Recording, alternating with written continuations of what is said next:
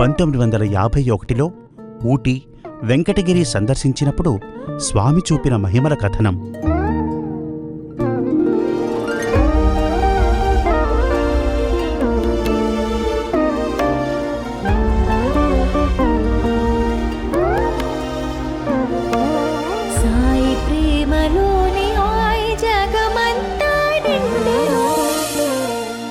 ఓం శ్రీ సాయిరామ్.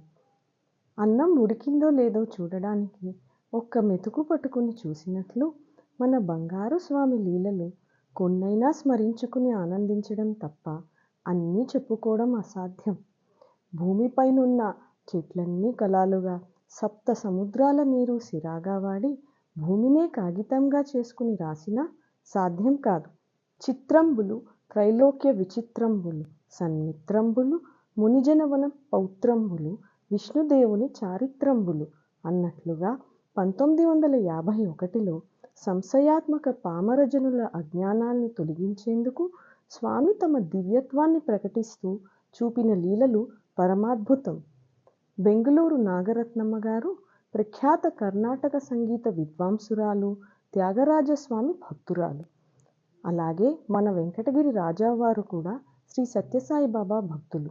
ఒకనాడు రాజావారికి నాగరత్నమ్మ గారి నుండి ఒక లేఖ వచ్చింది. అందులో ఆవిడ, నాకు త్యాగరాజస్వామి కలలో కనపడ్డారు. కలలో ఆయన భగవంతుడు భూమిపై అవతరించాడు. ఈ అవతారంలో శ్రీ సత్యసాయి నామం స్వీకరించారు. త్వరలోనే వెంకటగిరి రానున్నారు. నీవు తప్పక ఆయన దర్శనం చేసుకో అని ఆదేశించారు. కావున స్వామి వెంకటగిరి చేరగానే నాకు తెలియపరిచినచో నేను రాగలను అని రాశారు. స్వామి వెంకటగిరి చేరుకోగానే రాజావారు తెలియపరచడంతో ఆవిడ వెంటనే అక్కడకు చేరుకున్నారు.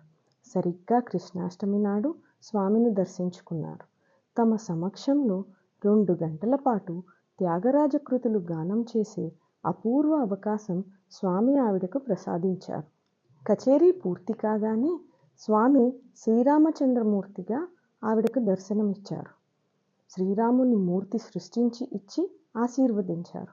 ఆ మూర్తిని స్వీకరించగానే నాగరత్నమ్మ గారు 24 గంటల పాటు దివ్య సమాధి స్థితిలోనే ఉండిపోయారుట. ఆనాటి నుండి చివరి క్షణం వరకు నాగరత్నమ్మ గారు రామనామ స్మరణలోనే గడిపారు. చివరకు ప్రశాంతంగా సాయి దివ్య చరణాలలో ఐక్యమయ్యారు.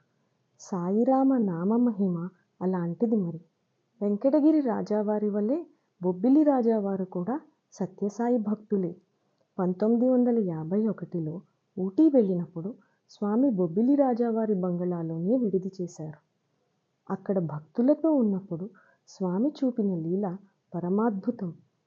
20 తపాలా బిళ్ళలున్న ఒక పేజీని స్వామి తన చేతితో తాకారు. తక్షణమే ఇంగ్లాండు రాజు శిరస్సు ముద్రించి ఉన్న ఆ స్టాంపులపై శ్రీ సత్యసాయి బాబా శిరస్సు ముద్రించిన వాటి వలె మారిపోయాయి. స్వామి ఎంతో ప్రేమతో ఆ స్టాంపులను అక్కడున్న భక్తులకు ప్రసాదించారు. ఊటీలోని కొండ కోనలలో ఆదివాసీలైన తోడాజాతి గిరిజనులు నివసించే తండాలు ఉన్నాయి.